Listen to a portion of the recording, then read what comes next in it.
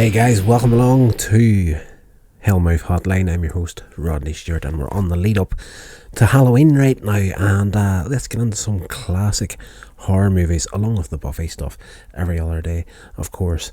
For the eagle-eared listeners out there, Numbnuts hasn't uploaded in a while, but I have been trying to get my health in order as far as quitting smoking and that goes, and I've been trying that for the last few weeks, and my head is insanely up my arse with that right now.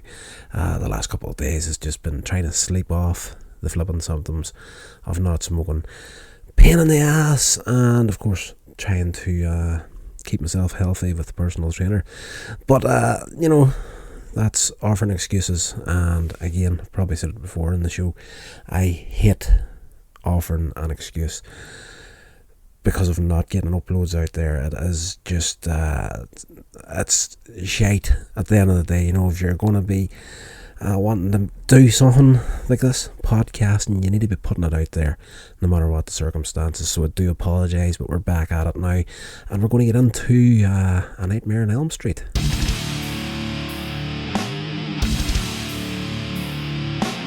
So guys, if you are a similar age to myself, I am now in my early 40s, let's just say.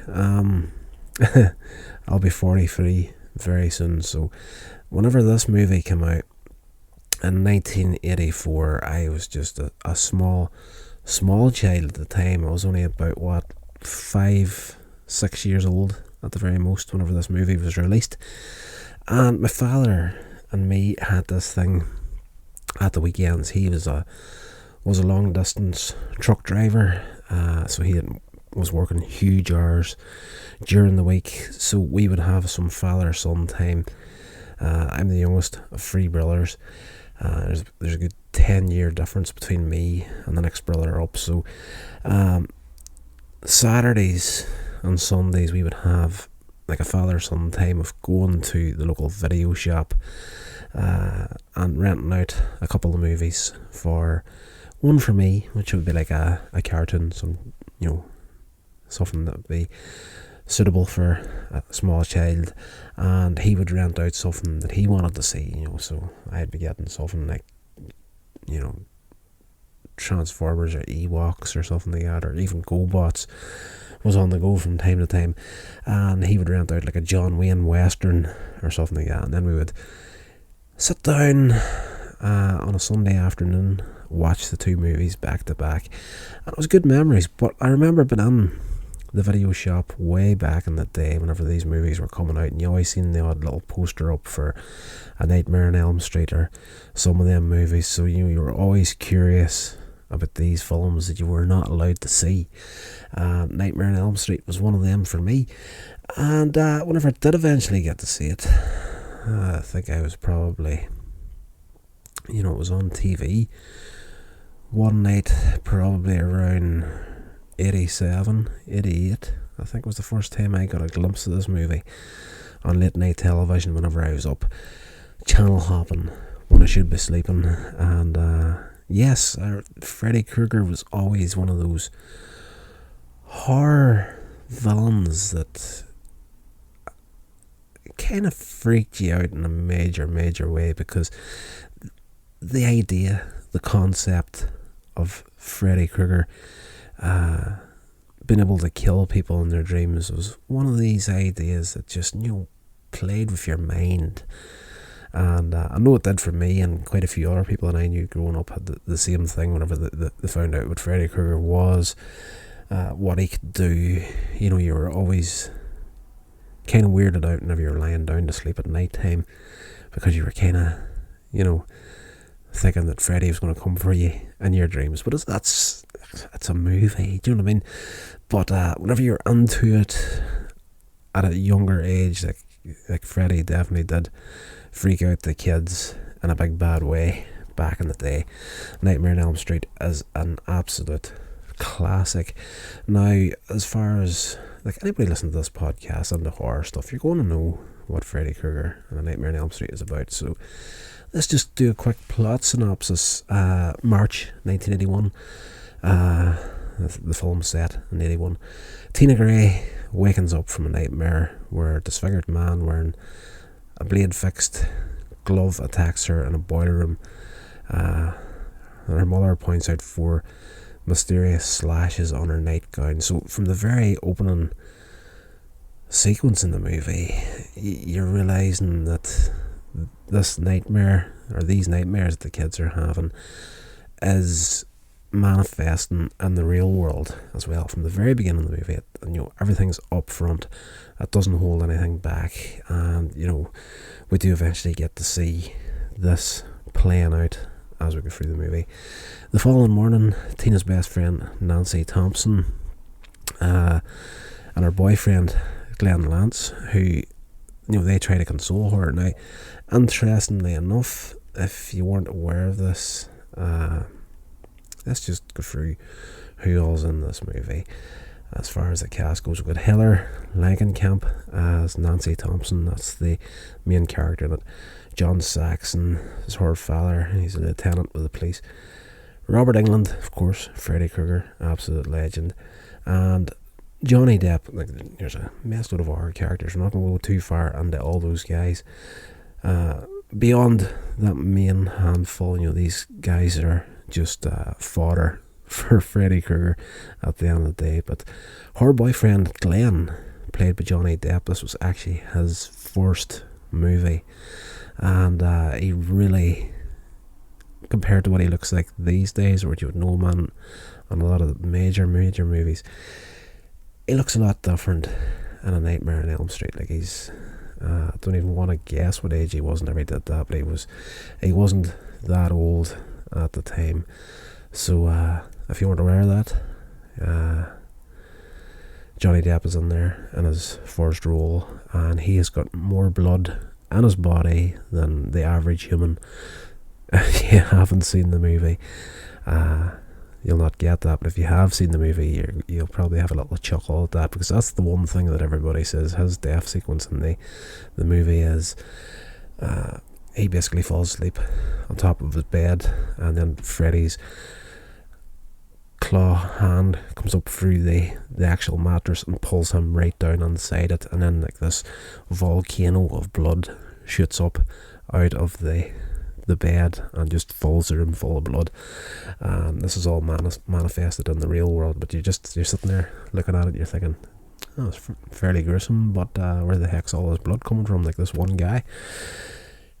Doesn't make sense, but it doesn't need to make sense. It's a horror movie. It's cheese at its finest, and it was back in the day whenever the slasher films were coming out in a big bad way, and it definitely has its part in horror history.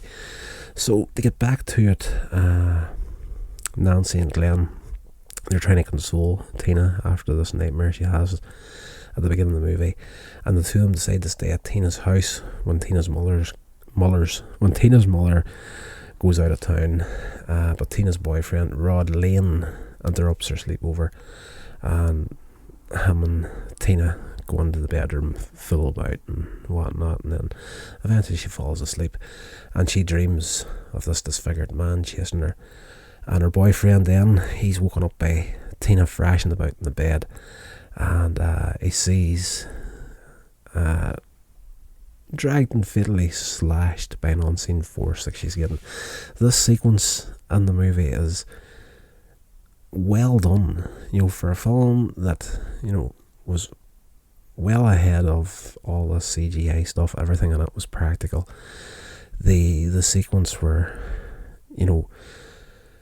whatever's happening in her dream, we're not actually seeing the dream part of it ourselves, but we're seeing the real world version of what's happening to her in the dream, or the nightmare, I should say. So her boyfriend Rod is there, he's seeing her getting thrown about the room, and then when Freddy kills her in the dream, in real life you actually see these 4 slashes opening up down her chest and stomach, and he pretty much guts her on the bed.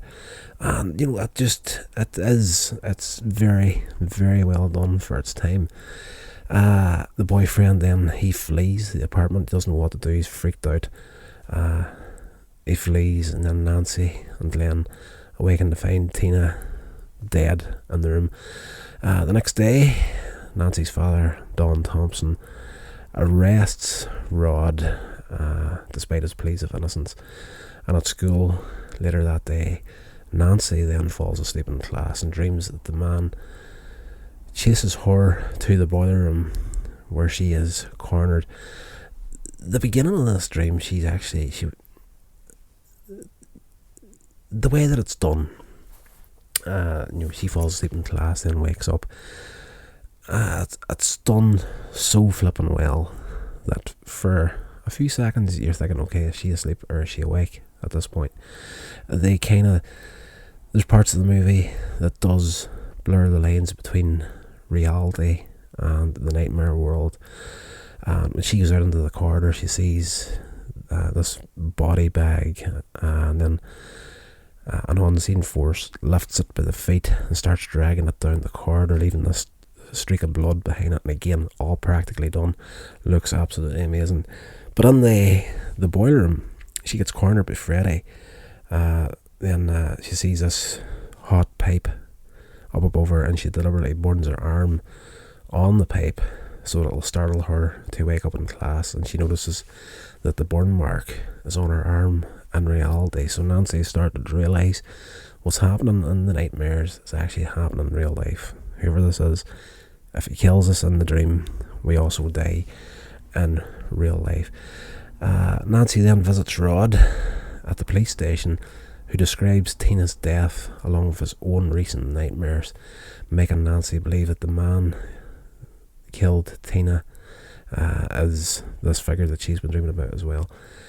At home, Nancy falls asleep in the bathtub and is nearly drowned. That's probably the most iconic sequence out of this movie. Any of the clips and stuff you would have seen of Nightmare on Elm Street, as far as promotion and that went, was her in the bathtub with, the camera was kind of down at her feet, looking up towards her head, and you would see the clawed hand of Freddy Krueger coming up out of the water. It's iconic. Everybody knows that sequence. She nearly drowns in the bath, and Nancy then, she's, her mother thinks that she's rescued her, but she's awake, she's up, she's okay, she's still alive. She then gets dependent on caffeine to stay awake, and I believe it's been a while since I checked out the movies. I'm trying to remember, is it Nightmare on Elm Street 2 she's in, or did she skip that movie and come back in 3? I want to say it's 3, but that's skipping well ahead. She's depending on coffee on this film to stay awake. I'm just connecting to something that happens in another movie that has absolutely nothing to do with this one, so we'll just forget that I went down that path and we'll skip back to where we were at. I do apologise. Numbnuts, idiot, trying to quit smoking, head up my ass. It is what it is. Sorry guys. Nancy, she's dependent on caffeine pills and actual coffee to stay awake, and then she invites Glenn to watch her as she's sleeping. She wants him to wake her at a certain time. She wants to go into the dream and see if she can bring Freddy out.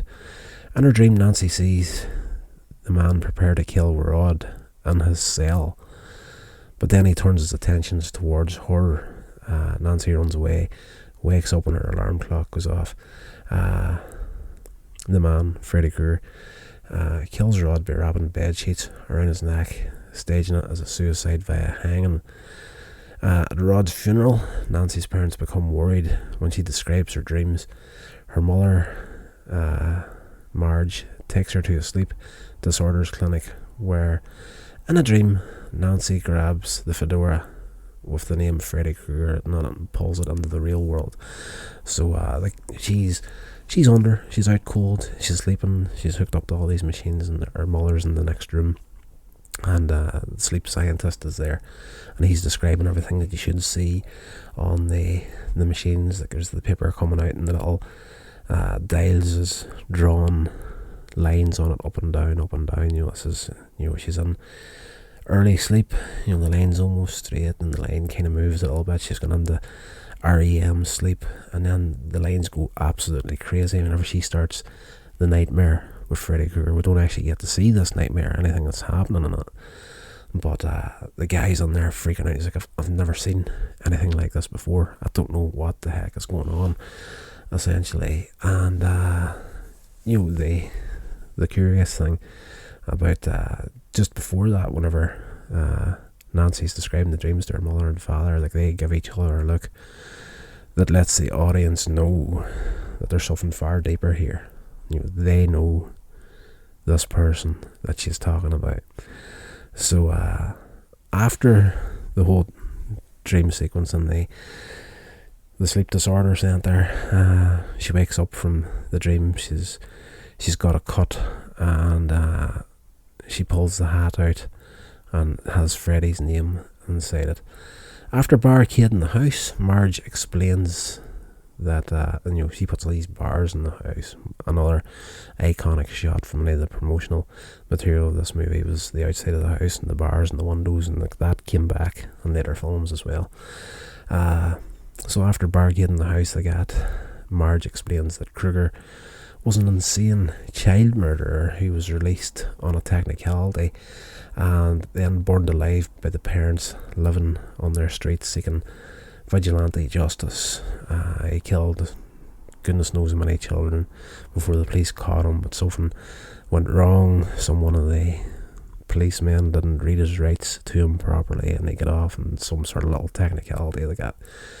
Nancy realises that Krueger, now a vengeful ghost or demon, whatever you want to kill him, whatever you want to call him, is killing her and her friends out of revenge, to, you know, satisfy his psychopathic needs. Nancy tries to call Glenn to warn him, but his father prevents her from speaking to him. Glenn, of course, eventually falls asleep.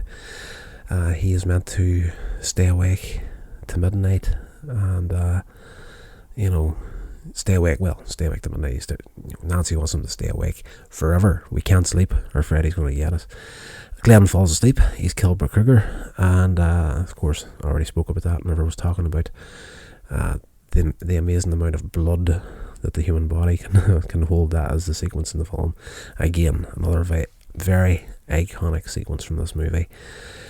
Now alone, Nancy puts Marge to sleep and asks Dawn, her father, who is across the street investigating Glenn's death, to break into the house in 20 minutes. So she wants to go into a dream and grab hold of Freddy, bring him out into the real world, and get her father to arrest him. So, you know, in theory, that's a fairly good idea. So she decides, okay, she rigs booby traps around the house. She's going to do a Home Alone on him. You know, she's, you know, pull him out of the dream. Then she's got all these traps for him, just like Kevin McAllister, and, you know, blah blah blah. And, you know, I don't know why I went down that road either. Anyway, she rigs all these traps and goes to sleep, and she grabs Krueger out of the dream, pulls him into the real world. The booby traps affect Krueger enough that Nancy can light him on fire and lock him in the basement. Now, interestingly, that was Robert Englund's speciality. He started out as, if memory serves, a stuntman, and he actually specialised in the stunts where someone got set on fire. You know, so anybody running about in the movies in the late 70s, early 80s, and they're in flames, there's a high chance that was Robert Englund doing that stunt. So the fact that he ended up playing a serial killer demon character that is brutally burned, you know, that's the Freddy Krueger in his striped jumper and hat and glove and the burned face. That's I don't want to say poetic, but it's just it's strange that Robert Englund, specialising in them stunts, ended up playing a character that was actually burned to death. So he's locked in the basement. Nancy rushes to the door for help. She breaks the window. She's shouting across the street for her father. The police arrive to find Krueger has escaped from the basement. You see all these patches of fire around the house leading from the basement up the stairs, and Nancy and Dawn go upstairs to find a burning Kruger smothering Marge in her bedroom. After Dawn extinguishes the fire, Kruger and Marge vanish into the bed, and that is a sequence that freaked me out quite a bit whenever I was a kid. You see the charred skeleton body of her mother disappearing down into this hole in the bed, and like this arm, one of the arms rises up as if to wave goodbye as it goes down, and the mattress, the hole in the mattress disappears, and then it's just a normal mattress again. So when Dawn leaves the room, Kruger rises from the bed behind Nancy, and realising that Kruger is purred by his victim's fear, she calmly turns her back on him, and pretty much like, "You've got no power over me," sort of a deal. And as Freddy lunges to stab her in the back, he evaporates and disappears. Next morning, Nancy steps outside into a bright and foggy morning where all her friends that have died throughout the movie and her mother are still alive. Nancy gets into Len's convertible to go to school, and then the top suddenly comes up, and it's a convertible car, and the roof comes up, closes down on the top of it, and locks him into the car. And the roof is the colours of Freddy's jumper. The car drives uncontrollably down the street. 3 girls in white dresses playing jump rope are heard chanting Kruger's nursery rhyme, 1, 2, Freddy's coming for you, 3, 4, you better lock your door. And at the door, Nancy's mother, she's waving all smiles, and next thing, Freddy's arm comes through the window and drags her in through the front door. And that's probably the worst visual effect in the movie, but it works. It does work. It doesn't look good, but it's obviously a mannequin. At a certain point, the arm grabs Marge, there's a quick cut, and the mannequin is pulled through the window, and the movie ends there. So Nancy got away, but then we end off in another nightmare at the end of the film. So Freddy's not gone, and he hung about for a heck of a long time, and I'm pretty sure in 2021 we're going to be seeing more of Freddy Krueger at some point. So right, let's get some facts about this movie. Nightmare on Elm Street 84, written and directed by Wes Craven, produced by Robert Shea. That's obviously the first installment in the Nightmare on Elm Street. Stars Heather Langenkamp, John Saxon, Ronnie Blakely, Robert Englund as Freddy Krueger, and Johnny Depp again in his film debut. The plot concerns teenagers living in the fictitious town of Springwood, Ohio, who are invaded and killed in their dreams, and thus killed in reality by a bird killer with a bladed leather glove. Let me see. Craven filmed Nightmare on Elm Street on an estimated $1.1 million. The film was released November 9th, 84, grossed a $75 million worldwide payback. That's an amazing payback for a movie for that time. Nightmare on Elm Street was met with rave critical reviews and is considered to be one of the greatest horror films ever made. I would agree with that. Spawned a franchise consisting of 6 sequels, a television series. I have seen a couple of episodes of that. I cannot get it tracked down anywhere. I can't even get it streaming at this point. So if anybody's listening to this and you've got any idea of where I can get my hands on a Nightmare on Elm Street series, let me know. There's a few listings have popped up on eBay that I'm keeping an eye on at this point, but they're not accurate enough for me to actually commit to buying at this point, because it's you don't know which volume you're getting, and if you buy the one and then you go to another listing and buy it too, it's not really clear if you're buying the same or different. But it's eBay. It's just some people just do not list things properly from time to time. TV series, a crossover with Friday the 13th. I had completely forgotten about that, and various other merchandise. A remake of the same name was released in 2010, which wasn't fantastic, if memory serves. And aside from Stunts, Polyester, and Alone in the Dark, it was one of the first films to be produced by New Line Cinema, who by that point mostly distributed films, leading the company to become a successful film studio up until 2008, and was even nicknamed the house that Freddy built. The film is credited with using many of the tropes found in low-budget horror movies of the 70s and 80s that originated with John Carpenter's Halloween, which we're going to be doing here as well at some point in the lead up to Halloween, and led to this sub-genre called the slasher film. The film includes a morality play where sexually promiscuous teenagers are killed. Critics and film historians state that the film's premise is the struggle to find the distinction between dreams and reality, manifested by the lives and the dreams of the teens in the film. Critics today praise the film's ability to transgress the boundaries between the imaginary and real, toying with the audience perceptions. I would highly agree with that there. Like, as I said earlier on in the show here, there are certain points in the movie where characters drift into a nightmare scenario, but as far as you, as the audience, is concerned, you're not aware that they're actually in the dream at this point until something messed up happens. It's very, very well done, and it's an amazing film, even to this day. I actually watched the film in preparation for this podcast, but again, with everything that's going on in my personal life, and just having my head so far up my ass trying to stop smoking, I haven't actually got to record this podcast as soon as I wanted to. So let me see, is there anything else to talk about? Not so much. I'm going through some listings here on the internet to that's just going into severe detail that we don't really need at this point. If you're interested in finding more about the film, hop on to Google and knock yourself out.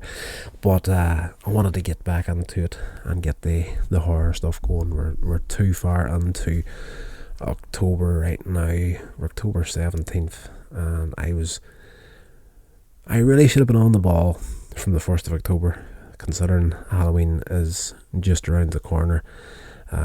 Should have been on these podcasts a heck of a lot quicker than I have been, so I do apologise if you are one of the 4 people that tend to listen to these. But we're back and we're at it again. So in the next episode we're going to be doing our Buffy the Vampire Slayer. I know probably if you're listening to this for the first time, you're kind of like, why the heck are you doing Buffy the Vampire Slayer along with this horror stuff?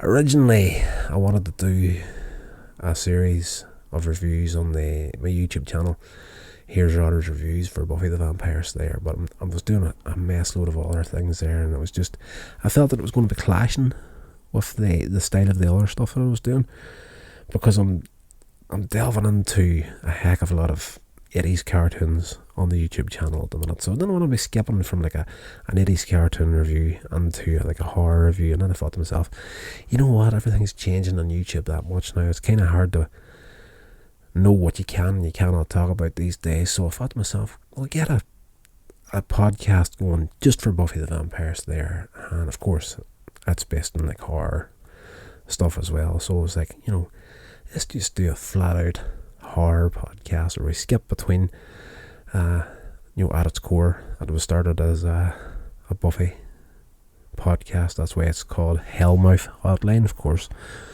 Buffy the Vampire Slayer set on top of the Hellmouth, so it is what it is. So we're going to be doing that, and I hope you'll hang about. So if you're not interested in the Buffy stuff, that's only every other day. Come back and we'll be doing some movies and stuff from the early 80s. We're definitely going to be doing up until Halloween.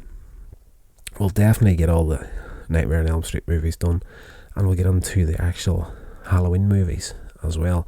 So that's going to do it for this episode, guys. Hope you enjoyed it. If you did, please follow, rate and review, all that sort of good stuff, and I'll talk to you in the next episode. This has been a production of Coins Age Media.